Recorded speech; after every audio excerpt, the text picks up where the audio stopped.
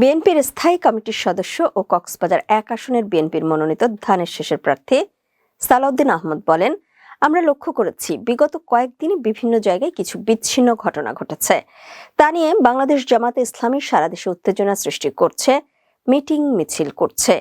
তাদের উদ্দেশ্য হচ্ছে তারা যেন এই নির্বাচনকে প্রশ্নবিদ্ধ করতে পারে। সালাউদ্দিন আহমদ বলেন,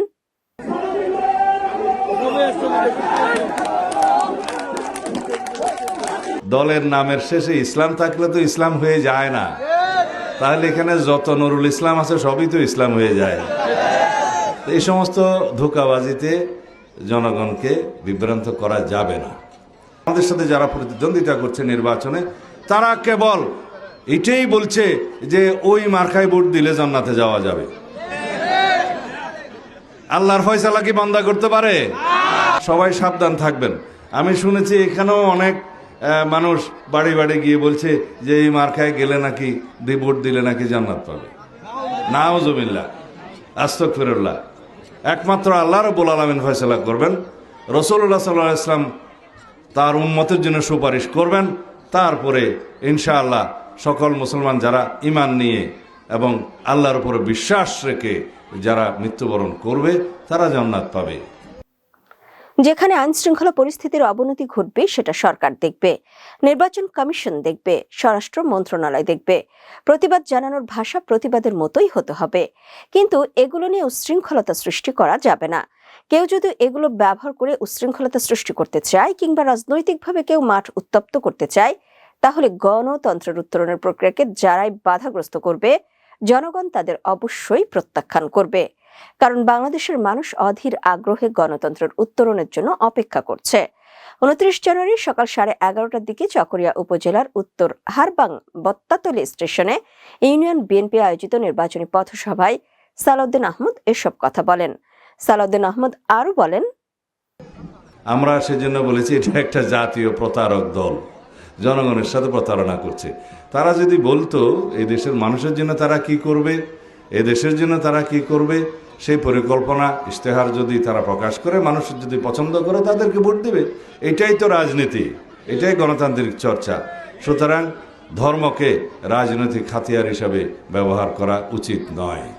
তারা জনগণের জন্য কি পরিকল্পনা তা খোলাখুলি বলছে না, এবং বলছে যে বিএনপি যে সমস্ত পরিকল্পনার কথা বলছে এগুলো নাকি অবাস্তব।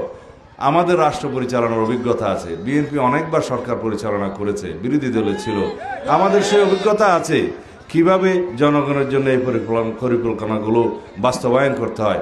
সেই জন্য আমার নেতা বলেছেন আমাদের একটি পরিকল্পনা আছে এই দেশের মানুষের জন্য, এই দেশের জন্য। সেই পরিকল্পনা নিয়ে আমরা এগুচ্ছি। কয়েকদিনে কিছু বিচ্ছিন্ন ঘটনা ঘটিয়েছে এই বাংলাদেশ জামাত ইসলামী বিভিন্ন জায়গায় সারা দেশে উত্তেজনা সৃষ্টি করছে, বিভিন্ন জায়গায় মিছিল মিটিং করছে। উদ্দেশ্য হচ্ছে তারা যেন নির্বাচনকে প্রশ্নবিদ্ধ করতে পারে। কিন্তু যেখানে আইন শৃঙ্খলা পরিস্থিতি অবনতি হবে সেটা সরকার দেখবে, নির্বাচন কমিশন দেখবে, স্বরাষ্ট্র মন্ত্রণালয় দেখবে, আইন শৃঙ্খলা রক্ষাকারী বাহিনী দেখবে। প্রতিবাদ জানানোর দরকার, প্রতিবাদের ভাষা প্রতিবাদের মতো হতে হবে।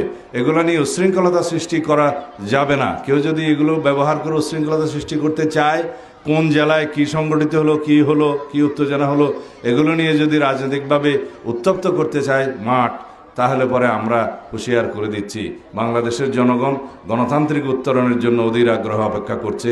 এই গণতান্ত্রিক উত্তরণের প্রক্রিয়াকে যারাই বাধাগ্রস্ত করবে তাদেরকে জনগণ অবশ্যই প্রত্যাখ্যান করবে ইনশাআল্লাহ। বিএনপি যে সমস্ত পরিকল্পনার কথা বলছে, কেউ কেউ বলে সেগুলো নাকি অবাস্তব, অথচ বিএনপির অনেকবার রাষ্ট্র পরিচালনার অভিজ্ঞতা রয়েছে। বিএনপি জানে কিভাবে জনগণের জন্য পরিকল্পনা বাস্তবায়ন করতে হয়। সেজন্যই নেতা তারেক রহমান বলেছেন, আমাদের পরিকল্পনা আছে, সেই পরিকল্পনা নিয়ে আমরা এগোচ্ছি। জামাতের সমালোচনা করে সালাউদ্দিন আহমদ বলেন, দলের নামে শেষে ইসলাম থাকলে তো ইসলাম হয়ে যায় না। এইরকম হলে তো যত নুরুল ইসলাম আছে সবাই ইসলাম হয়ে যেত। এই সমস্ত ধোঁকাবাজি করে জনগণকে বিভ্রান্ত করা যাবে না। তারা এগুলো করে জনগণের সাথে প্রতারণা করছে।